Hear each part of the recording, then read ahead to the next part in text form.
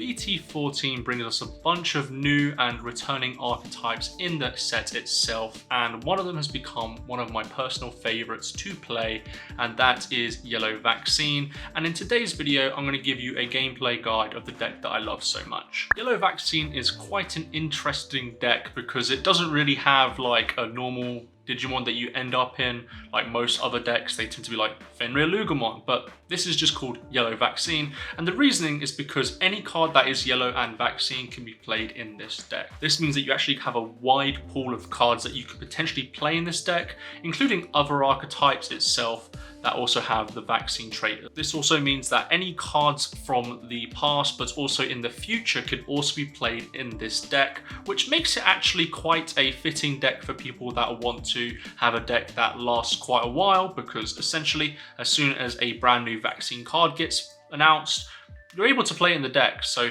this deck can always be changed in the future. But what is Yellow Vaccine itself? Well, there are three things that I like to define this deck. If I'm being perfectly honest, it is a control deck. Nothing to like be on the security control level, but it's kind of like a level down from that. This deck heavily relies on you essentially changing your own security for your own benefits. This could be for digivolving targets, but also putting things in security for future turns as well. And the reason why you want to manipulate your own security is because you gain massive advantage from core cards within this strategy.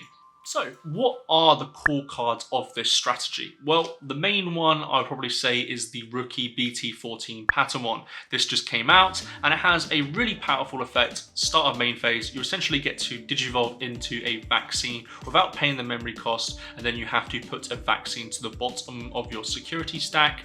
And yeah, that is in itself is a very strong effect, but it also has the inheritable of gaining a memory when you do add something to your security stack. This card essentially means that you have a free Digivolve, additional draws, and getting into another level 4 for free, which some of them can be quite expensive. For that reason, this card is amazing in this archetype. It actually makes the archetype worth playing because essentially this level 3 allows you to kickstart all of your turns. Magna Angemon from BT14 is also another card that I would consider key in this deck. It is one of the brand new ace cards. Essentially what this allows us to do is have the normal blast digivolve effect, where you can do it on your opponent's turn when they swing, but you can also just hard play it to recover 1 if you have 5 or less security, and then you can also do minus 1k DP for each card you have in security. This means you're able to essentially delete a lot of level 3s, 4s and 5s from just playing a guy that only costs 4. Obviously, it does have the downside of overflow, but when you're recovering 1 and then also deleting a guy, it turns out it's pretty good. So play it in this deck and it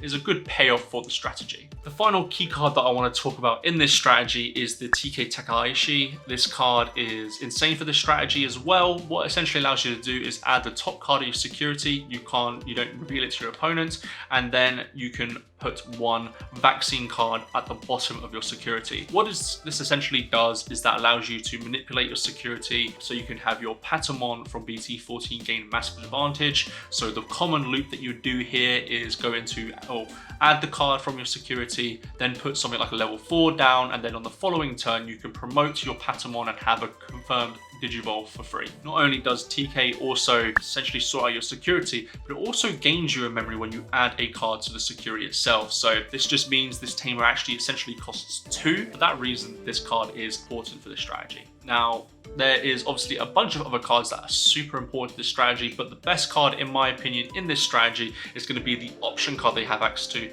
which is Emissary of Hope. This allows you to digivolve into another vaccine Digimon from security onto one of your Digimon you have in play, and then if you have a TK on the field, you also get to recover 1 as well. And this card only costs 1. So essentially, if you want to go into something like a level 5 or a level 6, well, all you have to do is play this card and it only costs 1. You also get recovery out of it, and you also get to see what your security is as well. This card alone essentially kind of coins the fact that you're playing 4 hidden potential discovered in this deck, and for that reason you play this because it allows you to essentially cheat evolutions depending if you're able to keep track of your security. Now those are only some of the few cards that you could be playing in this strategy, so let's go over a deck list very quickly to showcase what I think about all the cards you've been playing. My version, I play the War Grey version because I think it is the better version out of all the other versions you could be playing, but there's still some tinkering that you can definitely do in this deck, and that's what makes this deck so powerful. Not only are you able to essentially, get all the core cards in one deck, but you can also expand into different versions of this vaccine. Do you want to play more protective? Do you want to play more aggressive? Those are options you can actually play with this deck. And so my version that I'm going to be showcasing you is more of an aggressive version. I'm going to explain all the cards as I go along. So let's get into the deck profile. Okay, so let's get into the deck profile. I'm going to explain all the core cards of this strategy, starting off with the Digi Egg in Tokomon. This is the egg I prefer running. When you add a card to security stack, you get to draw one. Drawing cards is always nice in this game, and you do add cards to your security stack all the time. So in this situation, it's a very nice card, so you play 4 of it. You can play another one in the Kiaromon, but I do not like it as much in my opinion. We then go on to rookies, and we have 4 Patamon. This is the one I was talking about in my key card section. This allows you to look at your security stack, Digivolve into a yellow Digimon with vaccine in its traits, and therefore outplaying the cost, and then you add a yellow Digimon card that has vaccine to your hand to the bottom of your opponent, or to your security stack. And the Inheritable allows you to gain a memory when you add a card to your security stack. So you're essentially, when you Digivolve, you then are able to gain a memory for adding a card to your security. So for that reason, this card is broken, because you're essentially getting a +1 for Digivolving into a level 4, which is crazy in itself. But you're also able to go into level 4 for cheaper. And yeah, you play 4 of this. It is one of the core cards of the yellow vaccine deck. Another card that is pretty core at the moment is 4 Kudamon. This is from the Kentorosmon strategy from BT14, but it's also a really good deck searcher for us. It allows us to add 1 yellow card that has vaccine in its traits, and 1 Digimon, or 1 tamer that is yellow. So essentially it allows us to double dip, gets us our TKs, and also gets us pretty much everything in the deck. So you play 4 of this. We then play some annoying rookies. We play 2 Pilomon. This is one that stops your opponent playing cards, Digimon by effects. This is good for stuff like Fenry Lugamon, but also D-Brigade. There's a lot of other decks that play stuff by effects, so in this regard it is pretty strong, but you play 2 of it. And then to end off the rookies, we play 2 Cutemon. I wish there was a bit more variation with the rookies, but unfortunately there really isn't. There is some stuff you can play, but in my opinion, these are just the best options that you can be playing. So you play 2 of this. Getting on to level 4s now, and I play 4 Angemon from BT14.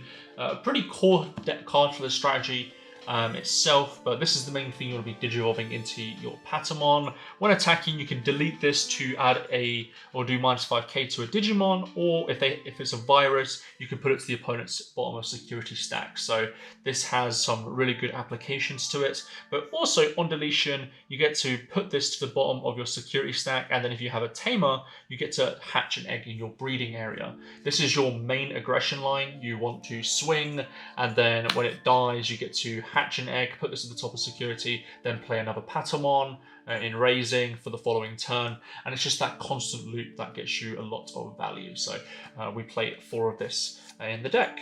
My version, I play 3 Angemon from BT8. There's some questions about this online when I posted the deck list, but this card does a lot for the strategy, especially as it looks great as well. This card allows you to recover +1 when you have 3 or fewer Digimon security. So this essentially is a recovery tool, because sometimes you'll lose a lot of advantage early game, and this Angemon can definitely help you in the mid to late game scenarios. And it also has a when attacking effect. If you have 3 or more security cards, return one of your opponent's level 3 Digimon to its owner's hand. This means that you're essentially able to, continue stopping your opponent's aggression by bouncing stuff. Stuff like D-Brigade, plays a lot of level 3s, and this card helps you alleviate the pressure a little bit, so I play 3 of this. We also play 2 Kazemon. Unfortunately, this isn't a vaccine in the deck, so you're not able to search it as much, but you need to play it in this deck because you are playing a lot of tamers, and sometimes you just need to get that additional swing to win the game, essentially. And in this case, the Kazemon is very important for that, so we play 2 of it. And then rounding off level 4s, it's the Geo Greymon.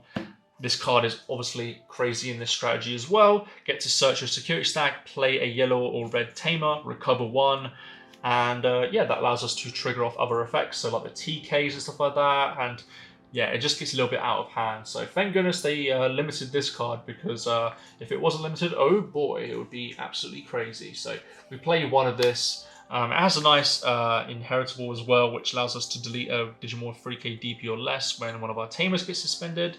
So there is some really good stuff going with this card, and we can only play 1 of it. Going on to the level 5s, we have 3 Magna Angemon Ace. Like I said on the key card section, this is essentially a free recovery, and then you're able to do minus DP, so it's offensive but also very defensive, and you can also blast Digivolve on your opponent's turn when they swing. So for that reason, it is very, very strong. Actually, there was a point in when I was playtesting against a Fenrir Lugumon player where they went into the Hell Lugumon, tried to swing over my level 4, and then I blast Digivolve into the Magna Angemon, do minus in DP, and then delete it by battle, which meant that they weren't able to draw 2 and return a Luga. So it has some crazy applications sometimes in the deck, and just having a guy that just says recover +1 and do minus DP is enough for me. So we play 3. 4 is a little bit bricky, in my opinion. You don't want to see the card all the time, but when you do see it, it's pretty nice. Getting onto another level 5 in Rise Greymon. This allows us to play a yellow tamer for free. We don't get on-play effects, but that is perfectly fine. And then its inheritable is the one that we're mainly looking for here. If you have 3 or more yellow tamers in play, you get security attack +1. The security attack +1 actually helps us quite a lot. Sometimes we just have a board where we're able to swing for free checks at some points, and that is strong in itself. And so we play 3 of this because it allows us to get our tamers out to get more advantage, but also allows us to, get that security attack going as well. Riding off the level 5s, we have 2 Rise Grey X. This again allows us to play a tamer, but if we have a Rise Grey underneath, we also do minus DP for 2k DP for each tamer we have in play. This minus DP is also very important for this strategy, because essentially, if we're able to delete some more guys at the level 5 level, that is very strong for us. And it helps us get to the sort out the math. So if we're trying to figure out a way to delete your opponent's Brigadramon, for example, this can help you if you have it's 12k, so you need 3 tamers in play, and that's pretty easy to do in my opinion. And then you can go into the Seraphimon and then delete the Brigadramon. So for those reasons, this card is very, very good. So you play 2 of it. Getting on to level 6s even.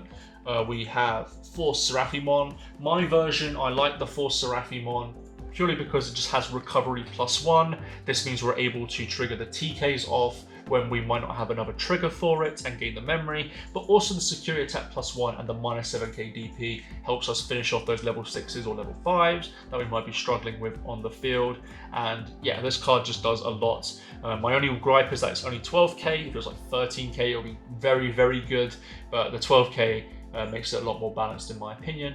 In my version, I play 4 of this, but you can play other things like the Venusmon, for example, if you want to be a little bit more controlly. So my controlly aspect, however, comes into the Shadow Seraphimon. Now, I know people don't like this card as much, but when it does come up, it does come up quite a lot. This is a virus card, so you're not able to get this from your other searches that only specifically say vaccine. But when you're able to draw into this quite often, opponent's turn, when they remove a security card from your stack, you Digivolve 1. This helps a lot when they're going to go for massive swings of free checks and stuff like that. But also on deletion, you get to recover 1 and then do minus 4k for each card in your security stack. This is just another nice control element for the deck. It also, just helps you recover. So even if you go into your Seraphimon, then Shadow Seraphi, you're getting 2 recoveries there. So it feels pretty nice, and yeah, you play 2 of this in my build. Running off, we have the Brigadramon Killer. No, this card is actually insane in this deck.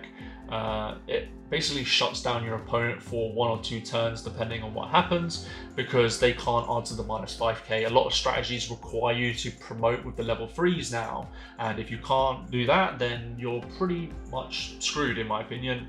And it's also important because it's a level 7, and one of the biggest matchups you'll probably find in this deck against this deck is Fenrir Lugamon and the Hell Lugamon itself, but this can't be deleted by Hell Lugamon because it's level 7 and it can only delete up to level 6. So that actually helps counter this that deck a little bit. So yeah, we play one of this. Getting onto Tamers, and we have for TK itself. This is the new one. I said about this in the key card section. Adding a card and then returning a card to security, and then gaining a memory when you add a security card to your security stack is very strong. It means that this Tamer is essentially only a cost of 2 instead of 3 when you play it. And the events that you get for essentially, you know, having 2 or 3 outs, just, you know, the value of it becomes way more. If you end up, you know, activating something like the Emissary of Hope and you have like 3 of these in the field, you're gaining a net 2 when it comes to a memory. So yeah, this card is very insane in this strategy. It really does help the flow of the deck. Then we also play 2 of the older TKs. This is the set to free one, but it also has an on play, which allows us to look at the security stack, reveal 1 card, and then recover 1. Essentially, what this card does for us is that allows us to help us find our hybrids, because that only mentions yellow card to recover 1, so it helps us find those. But also just, you know, sometimes you just need to find certain cards in your strategy, maybe like a Patamon, because Patamons and security are useless, Kudamons and security are useless, so this helps you cycle your security to become more better cards than what is currently there. So yeah, you can play 2 of this. Getting onto the options now. Best card in the deck, Emissary of Hope. This is hidden potential discovered on crack. Allows you to look at security. One of your Digimon may digivolve into 1 yellow card or lower, level 6 or lower card with the vaccine trait among them. And then if you have TK on outfield, you get to shuffle as well. And the security effect is also very nice as well. Allows you to play a Patamon from hand or trash and then add it to the hand. This means that you're able to, you know, gain advantage, hidden potential discovered obviously, but also if it's in security, well, you're able to continue the aggression by playing out a Patamon, and that could actually mean quite a lot in this deck. So we play 4 of this card. I don't know why certain deck lists are playing 3 of this, but in my opinion, this is a must stay at 4. Rounding off the deck, we have 3 of the new physical training promo. We don't really tend to play this for the delay, although the delay is very nice in some situations. But the search is also very nice. It's just generic to add a yellow card. Again, helps us find our hybrids that we might need later in the game, but also, you know, it helps us because it has the delay effect. And while it isn't as important because you have ways to cheat evolution in this deck, sometimes you have a little bit of a moment where you're stuck at like a level 5, or you're stuck at level 4 and you need to go to level 5, and this card helps. So you play 3 of it, and that is the deck profile portion of this video. So that was the explanation and the deck profile of the build that I am currently using at the moment. Personally, one has done me very well, allows me to win a couple of locals now, and when I've been testing, I've been able to stick it out with decks like Fenrir Lugamon and D-Brigade, so I think for me, it is a good deck for the format. And I also just want to quickly go over some gameplay to give you an idea of how the deck flows, key interactions, and all that kind of stuff. So let's get into a gameplay portion now where I explain the core loop of this deck. Okay, so we're in the game, and this is one of the games that I showed off in one of my recent gameplay videos on the channel, and it's the gameplay video of my opponent playing Vikemon/Plesiomon. And here you're going to see the constant loop that I have going on here, getting a Patamon start and then going TK. But in this situation, I decided not to put anything back into security.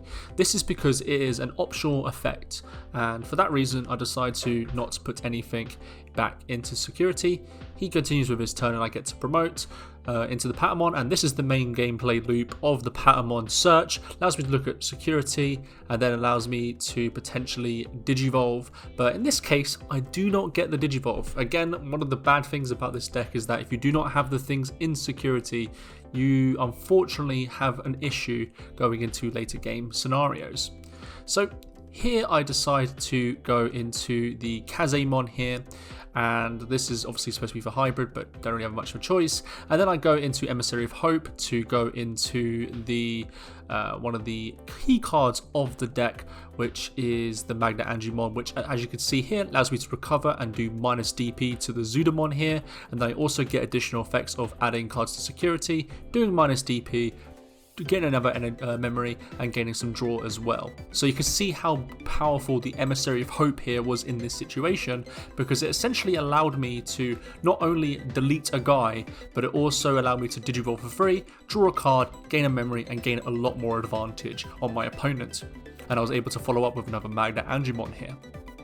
So now my opponent is in the rebuilding phase, and now I feel like I'm in a better control of the game as a whole.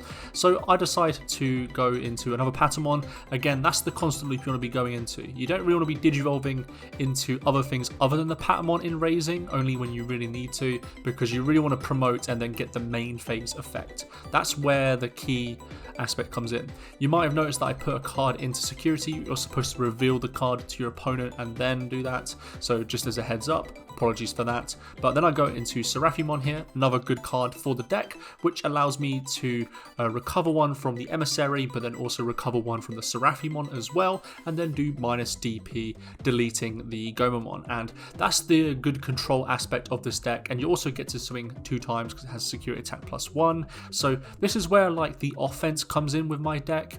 You can, you know, play this way more defensively, you know, focus on, you know, getting those sources, but you can also just go into a very aggressive playstyle, digivolving into the Seraphimon and swinging for 2 checks, sometimes 3. So yeah, keep that in mind when you're playing the deck.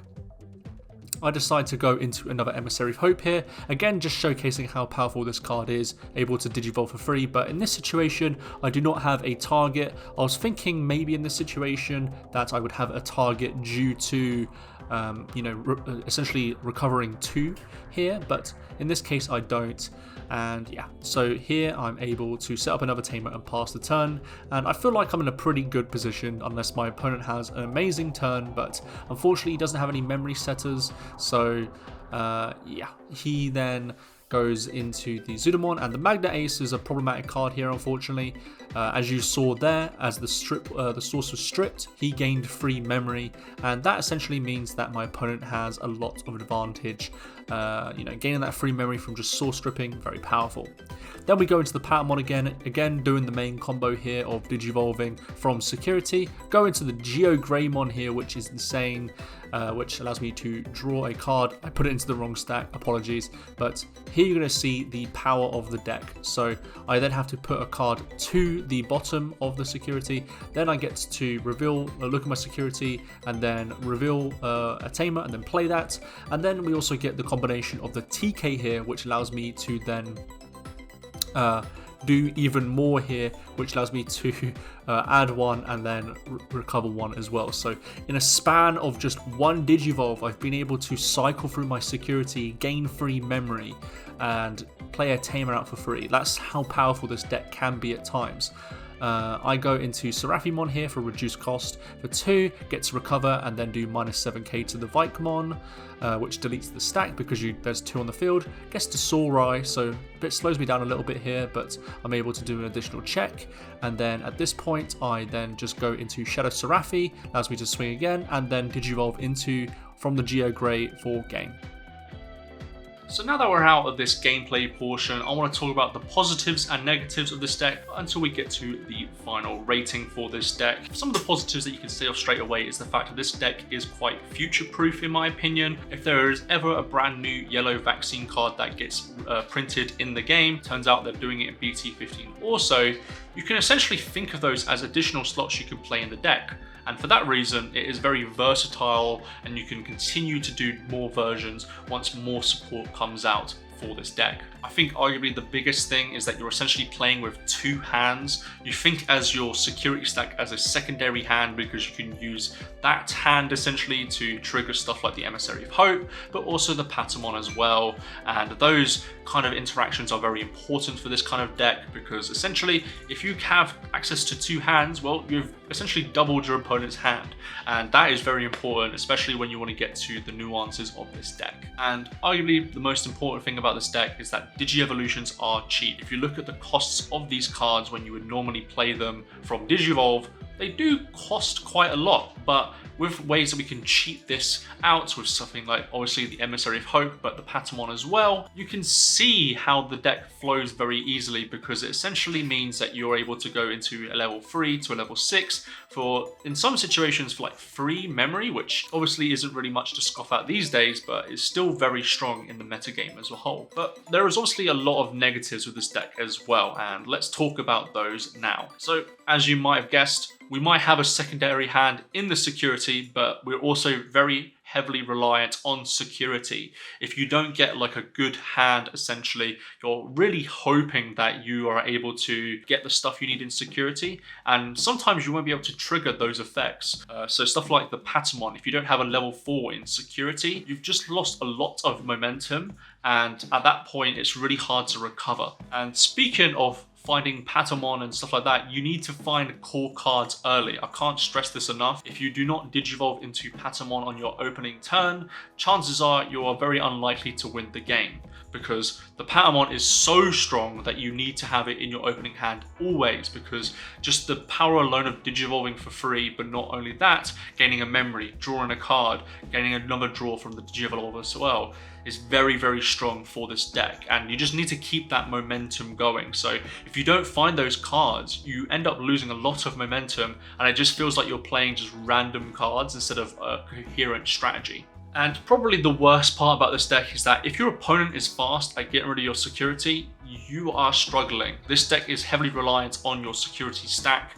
and you need to have cards in your security stack to Digivolve from. That's where you get your main advantage from. So if they're playing like a rush strategy like D-Brigade, for example, if they get a lot of board presence early, you can't do much to answer it. So you've got to make sure that you're able to answer their board at most points.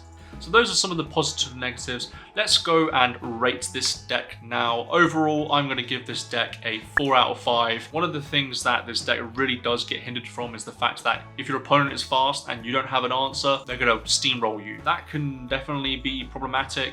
There are matchups that are, take quite a while to get set up. Stuff like Fenrir Lugamon, that's really good against, or this is really good against that deck. But against stuff like D-Brigade, the rookie strategy we're seeing with the Ukomons, this deck is going to struggle a lot. 4 out of 5 stars, I think, is a strong start for this deck. We're also getting more support in BT14, and whenever they decide to print another vaccine card that is also yellow. So this deck, I don't think, is going anywhere anytime soon. But what do you think of yellow vaccine? Let me know in the comment section down below, and let me know what you thought about this gameplay guide. Do you like it? What do you dislike about it? Let me know in the comment section down below, and maybe in the future I'll be able to change it up a little bit. But thank you all for watching, and I'll see you all in the next gameplay guide.